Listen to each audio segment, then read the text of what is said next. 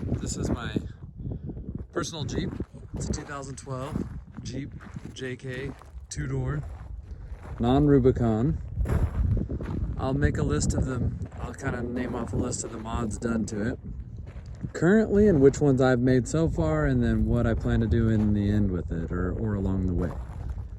For starters, it's got a Jeeperman front bumper with a worn VR 8S winch, factor 55.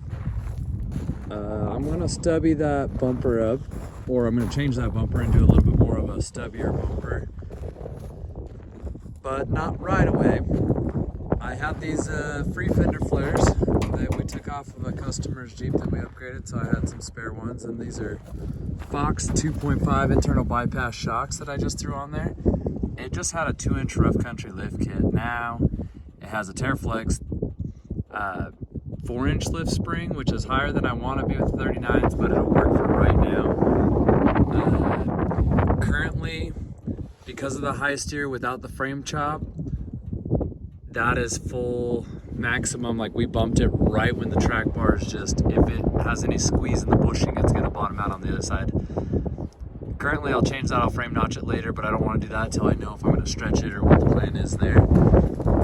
It's got a Dana 30 front axle currently with 39-inch Canati Mud Hog, which have a good sidewall grip, nice tread pattern. What's cool is it's a 12.5 and a 39, so it's kind of a narrower 39, which ends up looking a little different, working good. Raceline Monster beadlock, powder coated red, aluminum rings.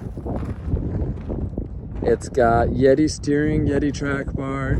It's got the high steer, which is why I was talking about the frame notch. High steer means that it's got a raised track bar bracket. So instead of the factory hole here, it jumps it up to a hole right there. Puts the steering over the knuckle instead of under the knuckle on the passenger side. Terraflex stabilizer. LED headlights, just Amazon special. It's what came on the Jeep. Nothing too crazy with the Jeep right now. It's a 2012, so it has a 3.6 liter Pentastar motor. It's got an automatic transmission in it, which is actually a pretty decent trans. I'm getting ready to throw a tire carrier back on it. I like to do some desert running. I think it'll help having a little bit more travel, or a little bit more weight off the ass end. And putting a little more weight for traction down. And comfort to spare blowing one when you're doing high speed stuff. I've never had a problem blowing one in the, out there. I just don't want to have that issue. But rather be safe than sorry. And I got a desert run coming up at the end of the month that I want it on for. But yeah, I thought I'd give a little walk around. Best top, soft top. Came that way. It's kind of getting dark. I'm in the mining pit. Or not a mining pit, but a local gravel pit. So thought I'd just kind of do a fun little walk around before. It's got a spare delete on it. It's got these billet aluminum handles, which personally the OEM ones did just fine for me. Downside I've had to these, just they were on it when I bought the Jeep, is when it rains and it freezes or snows and it freezes, the button gets sticky. So unfortunately it's cold where I'm at. Not too cold, but 54,477 miles. Like I said, nothing crazy, just basic interior. Had been trail riding today a little bit. There's the automatic seats. My girls love it, fits 2 car seats. The kid before that had it before me kind of, blew his speakers, pulled them out. So in the middle of getting ready to upgrade that. Radar detector, you gotta have one of those. Mostly so that when I'm ripping along the side of the highway in the dirt, the cops don't, I know if one's got a radar gun on or not. Didn't show you the rear suspension, but it's got Fox 2.5s as well, Dana 44 rear, it's got CV drivelines, 1310s front and rear.